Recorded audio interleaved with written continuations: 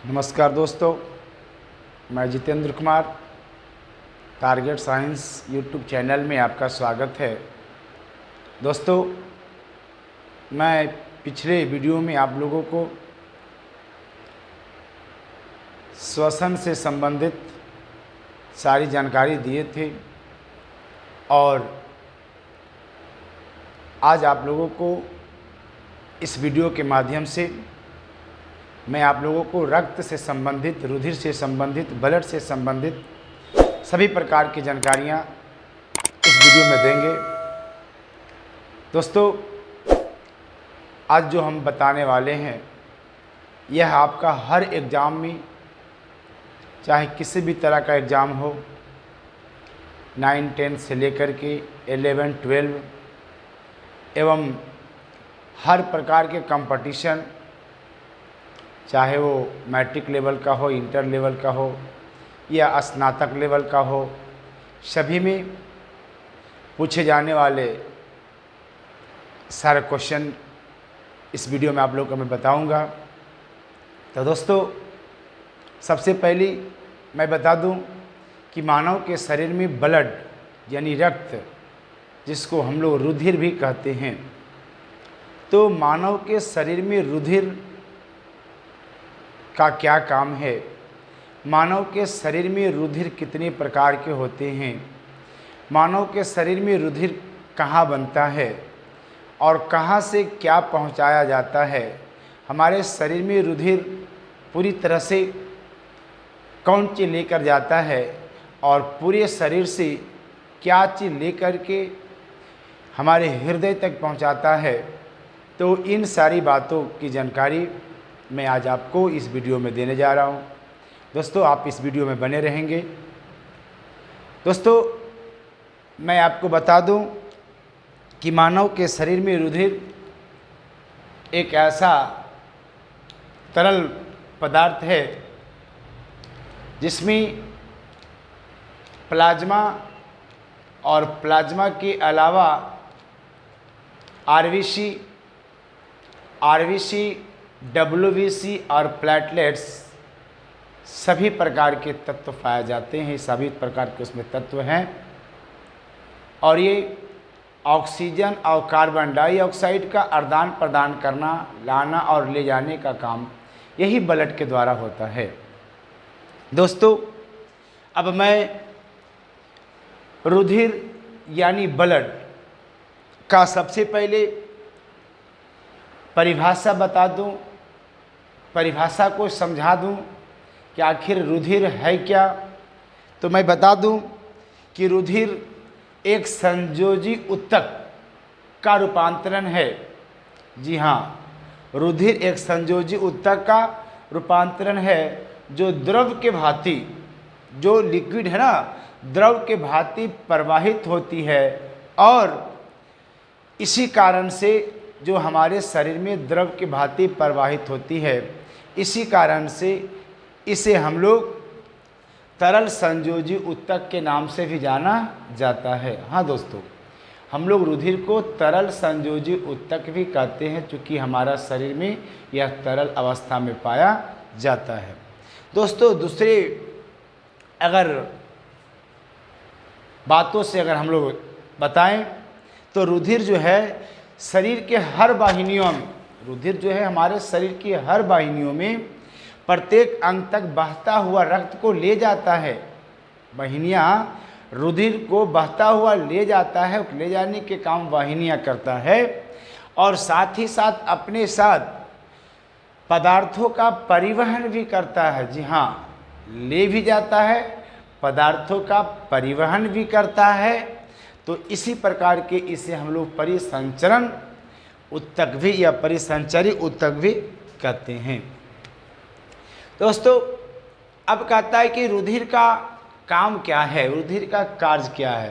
तो मैंने आप लोगों को बताया था कि रुधिर का काम है कि हमारे शरीर में जो ऑक्सीजन बढ़ गया, उस ऑक्सीजन को लेकर के शरीर के हर भाग तक पहुंचाना। हाँ दोस्तों, उस ऑक्सीजन को शरीर के हर भाग तक पहुंचाना और वहाँ से बने हुए कार्बन डाइऑक्साइड को हमारे फेफड़ों तक लाना, यही तो काम करता है जिसे हम लोग रुधिर कहते हैं।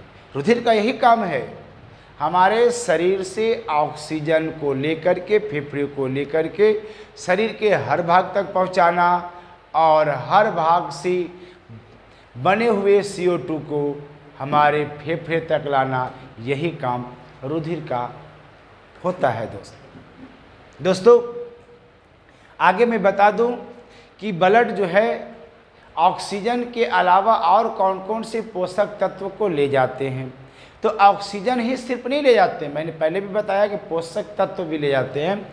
तो उसमें क्या क्या होता है, ऑक्सीजन के अलावा जो है ब्लड पोषक पदार्थ, वर्ज्य पदार्थ और हार्मोन्स भी यहाँ से ले जाते हैं। जी हाँ, ब्लड जो है हमारे ऑक्सीजन के अलावा पोषक पदार्थ, वर्ज्य पदार्थ और हार्मोन्स को भी हमारे हृदय से ले जाते हैं। दोस्तों अब है रुधिर की संरचना। जी हाँ, रुधिर कैसा होता है, रुधिर की संरचना क्या है, तो हम लोग सबसे पहले रुधिर की संरचना को जान ले। कहता है कि रुधिर एक लाल रंग का चिपचिपा तरल पदार्थ होता है। जी हाँ, रुधिर लाल रंग का तरल है, चिपचिपा पदार्थ होता है जो जल से थोड़ा भारी होता है।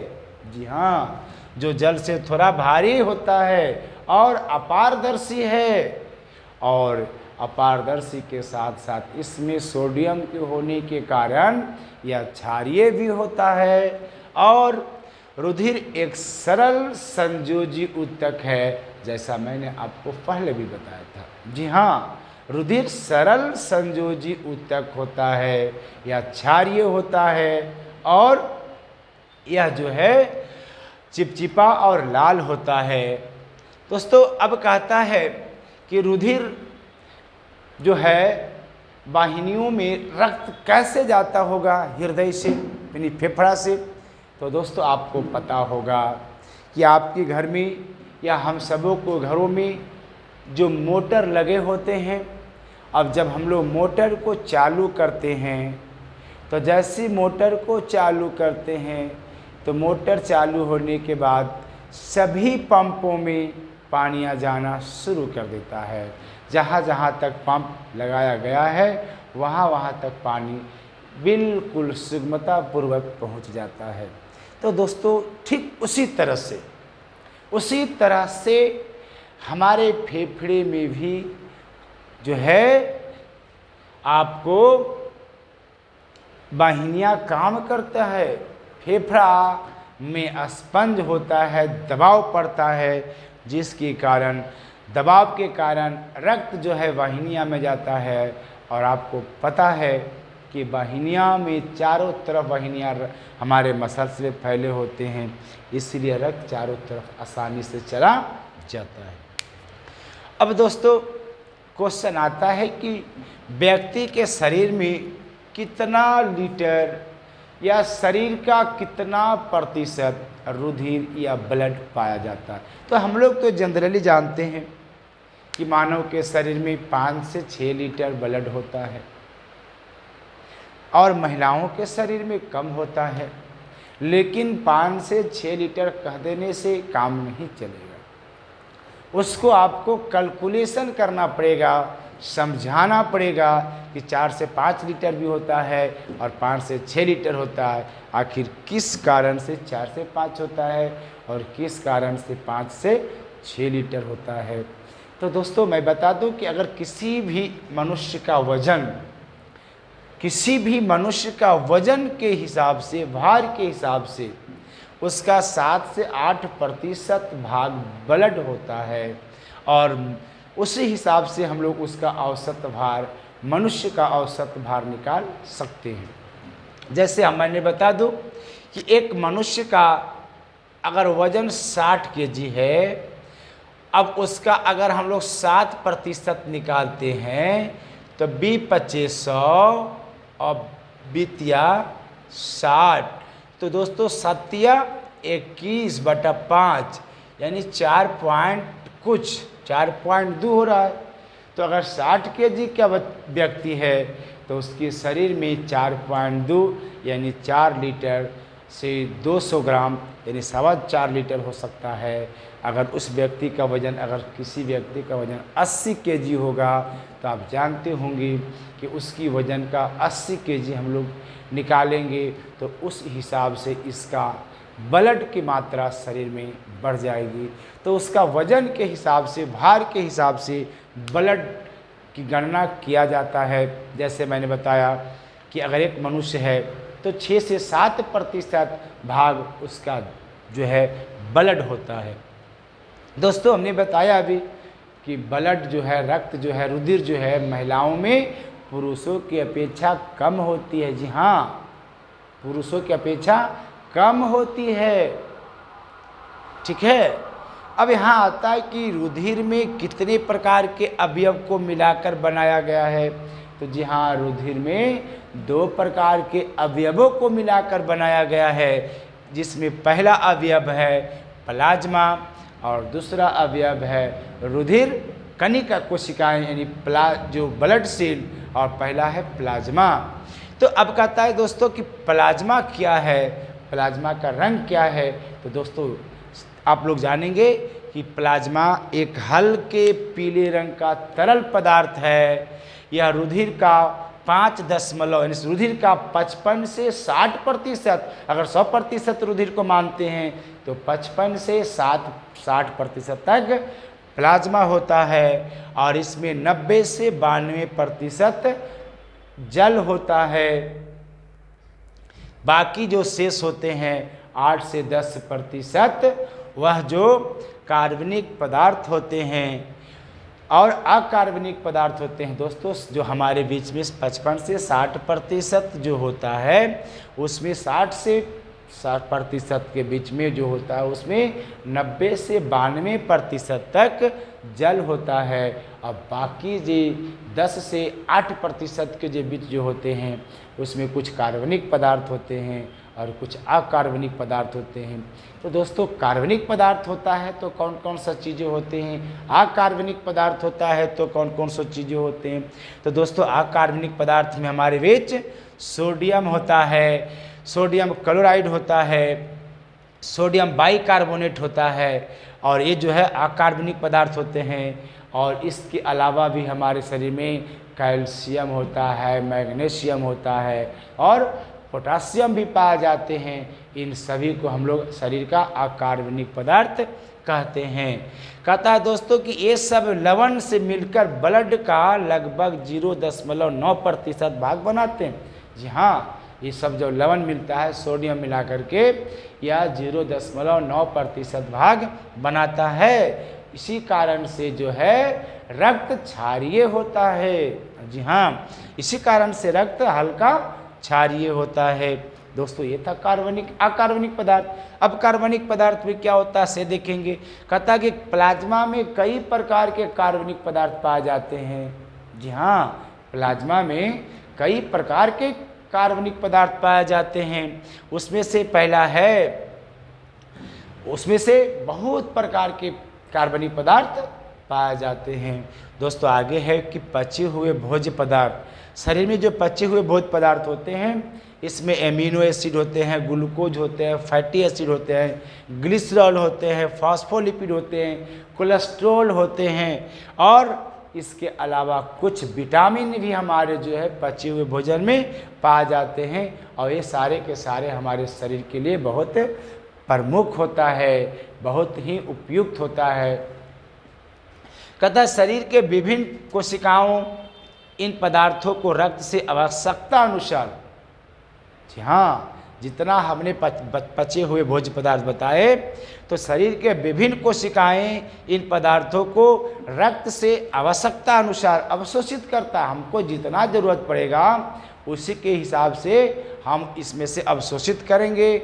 और अगर अवशोषित नहीं कर पाते हैं, जिस चीज़ को अवशोषित नहीं कर पाते हैं वह फिर हमारे उत्सर्जित अंग के द्वारा बाहर निकल जाता है। दोस्तों अब होता है प्रोटीन। दोस्तों ये प्रोटीन क्या है। कहता है कि देखिए हम लोगों ने जो आज तक जो पढ़ा तो हम लोग ने यही पढ़ा कि प्रोटीन पढ़े जरूर है लेकिन कितने प्रकार के होते हैं ये नहीं जानते थे। दोस्तों जान लीजिए कि प्रोटीन के कितने प्रकार हैं। तो दोस्तों प्रोटीन हम लोग बोलते हैं फाइब्रोजन को, प्रोथ्रोम्बिन को, ग्लोबुलिन को, एल्बुमिन इत्यादि जो शरीर में पाए जाते हैं, ये सभी के सभी प्रोटीन होते हैं। और प्रोटीन जो है वो प्लाज्मा में पाए जाते हैं, और प्रोटीन प्लाज्मा में पाए जाने के कारण प्लाज्मा में इसकी मात्रा, यानी किसकी मात्रा, प्रोटीन की मात्रा 7 से 8% होती है। जी हाँ, प्लाज्मा में प्रोटीन की मात्रा 7 से 8% होती है। दोस्तों अब है उत्सर्जित पदार्थ। हमारा शरीर हमारे ब्लड क्या उत्सर्जित करता है।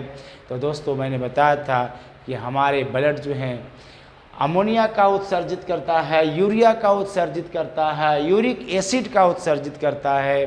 जी हाँ, अमोनिया, यूरिक एसिड और यूरिया का उत्सर्जित करता है। इसमें हार्मोन्स और तथा एंटीबॉडी दोनों पाए जाते हैं, और ये हार्मोन्स और एंटीबॉडी जो है ये प्लाज्मा में घुली हुई अवस्था में होते हैं। और इसके अलावा हमारे शरीर में गैस, हम गैस तो बताए नहीं थे, इसके अलावा हमारे शरीर में गैस भी पाए जाते हैं। वह गैस मुख्यतः कौन कौन होता है जी, ऑक्सीजन होता है, कार्बन डाइऑक्साइड होता है और नाइट्रोजन होता है। ये 2-3 गैस जो हैं बहुत महत्वपूर्ण है। हम लोग श्वसन क्रिया में नाइट्रोजन जितना लेते हैं टोटल निकाल देते हैं। मैंने बताया था हमने जितना ऑक्सीजन लेते हैं उसमें से उसका अगर हम लोग 21% ऑक्सीजन ले रहे हैं तो उसमें 17% हम लोग निकाल देते हैं। बाकी जो बचता है 4% जो लेते हैं, और बाकी जो शेष बचता है वो वाष्प बनकर कार्बन डाइऑक्साइड में मिलाकर उसको हम लोग बाहर कर देते हैं। अब आता है कि शरीर में रुधिर कणिकाएं, ब्लड कार्पल्स क्या है, रुधिर कणिकाएं। तो दोस्तों शरीर में रुधिर कणिकाएं जो होते हैं यह क्या है, यह जानते हैं हम लोग। कहता रुधिर शरीर में लगभग 40 से 45 भाग। अगर हमने बताया था कि अगर प्लाज्मा 55 से 60 है तो हमारे शरीर में रुधिर कणिकाएं 40 से 45 है भाग होते हैं, और यह 3 प्रकार के होते हैं। जी हाँ, रुधिर कणिकाएं शरीर में 3 प्रकार के होते हैं। आरबीसी यानी रेड ब्लड सेल, डब्ल्यूबीसी यानी वाइट ब्लड सेल, और तीसरा होते हैं दोस्तों प्लेटलेट्स होते हैं। जी हाँ, आरबीसी, डब्ल्यूबीसी और प्लेटलेट्स होते हैं। तो दोस्तों आरबीसी को हम लोग रेड ब्लड सेल बोलते हैं, और इसका रासायनिक नाम इरिथ्रोसाइट होता है। जी हाँ, इसका रासायनिक नाम इरिथ्रोसाइट होता है। कहता है कि मनुष्य में आरबीसी छोटी, चपटी, गोल तथा दोनों ओर से बीच में दबा हुआ होता है। जी, छोटी, चपटी, गोल और दोनों ओर से दबा हुआ होता है।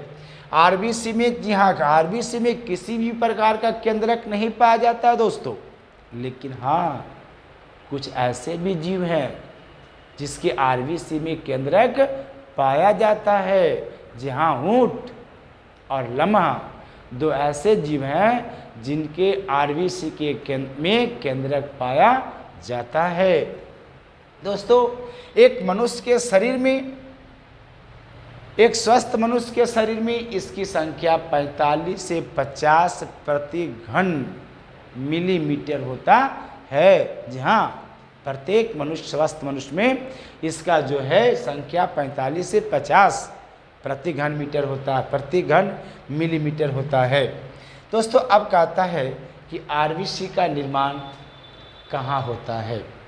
तो दोस्तों आरबीसी का निर्माण प्रोटीन में, आयरन से, विटामिन B6 से, विटामिन B12 से जो हम लोग खाते हैं, यहीं से आरबीसी का निर्माण होता है। आरबीसी अगर निर्माण नहीं होगा हमारे शरीर में हेमोग्लोबिन नहीं बन पाएगा, और दोस्तों हेमोग्लोबिन नहीं बन पाएगा तो जो ऑक्सीजन लाने ले जाने का जो काम करता है वह पूर्ण रूप से नहीं हो पाएगा। दोस्तों आरबीसी का जीवन काल कितना होता है, तो मैंने बताया था कि आरबीसी का जीवन काल 120 दिन का होता है। जी, 120 दिन का होता है। और मैंने बता दिया था कि मानवों में आरबीसी का निर्माण, जी हाँ, यहाँ पे 2 प्रश्न बनता है। मानवों में आरबीसी का निर्माण अस्थि मज्जा में होता है जी हाँ, वो अस्थि मज्जा जिसको हम लोग बोन मैरो कहते हैं। आप लोग अस्थि मज्जा जानते होंगे। अगर आप लोग मांसाहारी हैं तो आप लोग जानते होंगे कि हड्डियों के बीच में बोन मैरो पाया जाता है, उसको लोग चूसते हैं, वही अस्थि मज्जा है, उसी में आरबीसी का निर्माण होता है। लेकिन दोस्तों, जब बच्चा माँ के गर्भ में पल रहा होता है, जब बच्चा का निर्माण होने के क्रम में होता है, तब आरबीसी का निर्माण अस्थि मज्जा में नहीं होता है दोस्त। तब आरबीसी का निर्माण बच्चे के लीवर में होता है, बच्चे के पलिहा से होता है। यहाँ पे ध्यान देने जोगी बात है, मानवों में आरबीसी का निर्माण अस्थि मज्जा बोन मैरो में, और बच्चे में आरबीसी का निर्माण, बच्चा मतलब इम्ब्रियो, जो बच्चा माँ के गर्भ में पल रहा है, उस इम्ब्रियो में जो है आरबीसी का निर्माण पलिहा में होगा या फिर आपको लीवर में होगा। यही होता है दोस्तों। अब ये आता है आरबीसी का कार्य क्या है। तो मैंने बताया था कि आरबीसी में लौह युक्त प्रोटीन पाया जाता है, चूँकि हम लोग आयरन खाते हैं, तो आरबीसी में लौह युक्त प्रोटीन पाया जाता है, और जिससे लौह प्रोटीन पाए जाने के कारण इसे हम लोग बोलचाल की भाषा में हेमोग्लोबिन भी कहते हैं। मैंने अभी हेमोग्लोबिन के बारे में बात आपसे चर्चा किया था दोस्तों। अब है डब्ल्यूबीसी। दोस्तों कहता है कि डब्ल्यूबीसी को अवर्गीय कोशिकाएं भी कहते हैं। जी हाँ, डब्ल्यूबीसी को अवर्गीय कोशिकाएं भी कहते हैं, क्योंकि इसमें हेमोग्लोबिन अनुपस्थित होता है। हेमोग्लोबिन को नहीं पाए जाने के कारण इसे अवर्गीय कोशिकाएं कहते हैं, और हेमोग्लोबिन नहीं पाए जाने के कारण ही डब्ल्यूबीसी श्वेत होता है, वाइट होता है।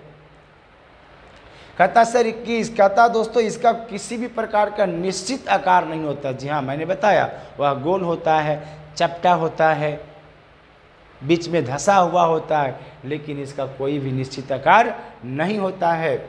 मैंने बताया था कि उसकी संख्या होती है, उसकी संख्या मनुष्य, स्वस्थ मनुष्य में 45 से 50 घन प्रति एमएम होता है। लेकिन मैं बता दूं कि श्वेत रक्त कण कोशिकाएं में इसकी संख्या आरबीसी से कम होती है, और यह 5000 से 9000, उसमें मैंने बताया था 45 से 50 प्रति घन होते हैं, लेकिन इसकी संख्या जो है 5000 से 9000 घन एमएम तक होती है।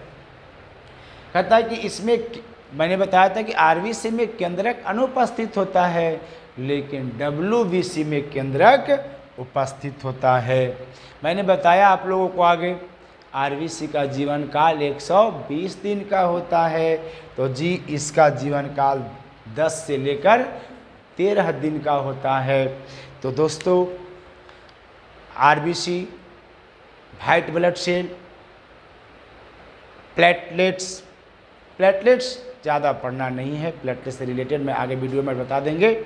तो दोस्तों, अब जो हम लोगों ने जो पढ़ा, रुधिर से संबंधित जो भी जानकारियाँ दी, यह जानकारियाँ इस वीडियो के माध्यम से, और मैं बता दूं, ब्लड ऑक्सीजन को ले जाता है, कार्बन डाइऑक्साइड को लाता है। हम लोग जो खाना खाते हैं, सारे प्रकार के पोषक तत्वों को हर कोशिका तक पहुंचाने का काम करता है नलिकाओं के द्वारा, और जितनी भी हमारे नलिकाओं में कार्बन डाइऑक्साइड बनता है, वो सीट ला करके फिर हृदय के पास लाने का काम करता है।